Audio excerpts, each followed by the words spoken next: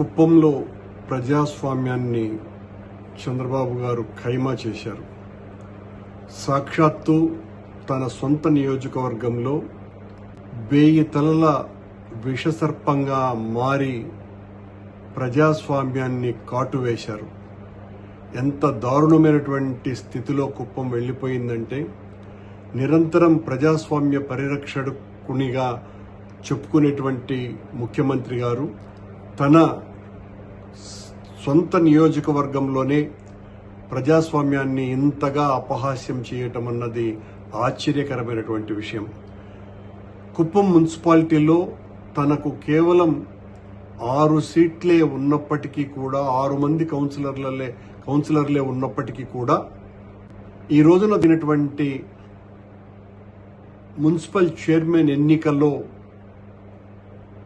YSR Congress party అభ్యర్థుల్ని ఒక్కొక్కరిని దాదాపు 50 లక్షల రూపాయలతో కొనివేసి ప్రజాస్వామ్యాన్ని రక్షించేటువంటి వ్యక్తిని అని చెప్పుకునేటువంటి చంద్రబాబు నాయుడు గారు చేసినటువంటి నిర్వాకం వలన రాష్ట్రం యావత్తు ఈ రోజున ఆశ్చర్యంగా కుప్పం వైపు చూస్తోంది. ఇంత దారుణమా? ఆ కుప్పం మున్సిపాలిటీని చంద్రబాబు నాయుడు గారి పార్టీ గెలవకపోయినా వచ్చేటువంటి నష్టం ఏమీ లేదు. ఆయన కూటమి ప్రభుత్వం అధికారంలోకి వచ్చిన తర్వాత మేము రాష్ట్రంలో ఎక్కడ ఎవ్వరు ఇతర పార్టీల వాళ్ళు మా పార్టీలోకి చేరాలని వచ్చినా వాళ్లను చేర్చుకునేటువంటి ప్రసక్తి లేనేలేదు. వాళ్లను చేర్చుకొని మేము మా పార్టీని బలోపేతం చేసుకోవాల్సినటువంటి అవసరం మాకు లేదు అని పదే పదే చెప్పినటువంటి ముఖ్యమంత్రి గారు గత 2-3 నెలలుగా రాష్ట్రంలో జరుగుతున్నటువంటి అనేక మున్సిపల్ మరియు స్థానిక సంస్థల ఎన్నికలలో తెలుగుదేశం కూటమి ప్రభుత్వం చేస్తున్నటువంటి దారుణాలని ప్రజలందరూ కూడా గమనిస్తున్నారు.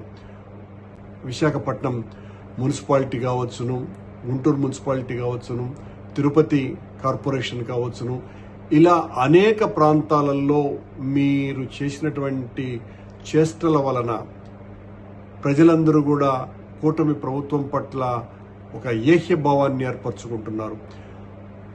జగన్మోహన్ రెడ్డి గారు ముఖ్యమంత్రిగా ఉన్నప్పుడు జరిగినటువంటి స్థానిక సంస్థల ఎన్నికలలో ఉదాహరణకు తాడిపత్రిలో కేవలం 1 సీటుతోనే అక్కడ ఉన్నటువంటి తెలుగుదేశం పార్టీ అభ్యర్థి అధికంగా మున్సిపల్ కౌన్సిలర్లను గెలుచుకున్నా వైఎస్ఆర్ కాంగ్రెస్ పార్టీ కానీ, మా నాయకుడు జగన్మోహన్ రెడ్డి గారు కానీ ఏ రకమైనటువంటి ఇబ్బంది వాళ్లకు కలిగించకుండా అక్కడ జేసీ ప్రభాకర్ రెడ్డి గారిని మున్సిపల్ చైర్మన్గా ఎన్నుకోవటం కోసమని మార్గాన్ని సుగమం చేసి ప్రజాస్వామ్యం అపహాస్యం కాకుండా కాపాడడమే కాకుండా ఆయన ఆ రోజున మున్సిపల్ చైర్మన్గా ఎన్నికయ్యేదానికి సహకరించడం కూడా జరిగింది, ఏమాత్రం కూడా ఇబ్బంది పెట్టకుండా.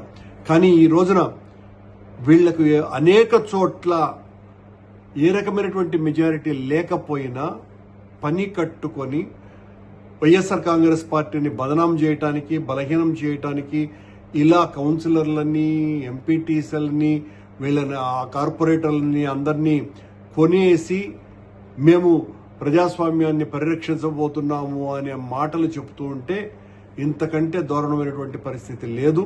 ప్రజలందరూ కూడా అన్ని గమనిస్తున్నారు. ఇంత పాపపు కార్యక్రమాలు చేసేటువంటి వాళ్లను ఎట్టి పరిస్థితుల్లోనూ కూడా ప్రజాస్వామ్యం రక్షించదు, ప్రజలు హర్షించరు, ప్రజల ఆగ్రహానికి గురికాక తప్పదు.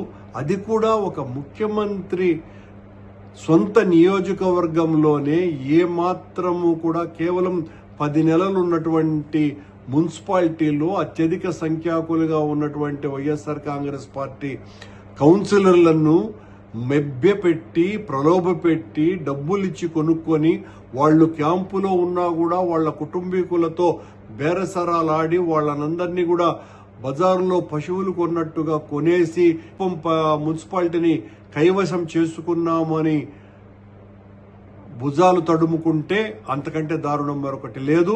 దీనికి తగిన శాస్తి జరగక తప్పదు.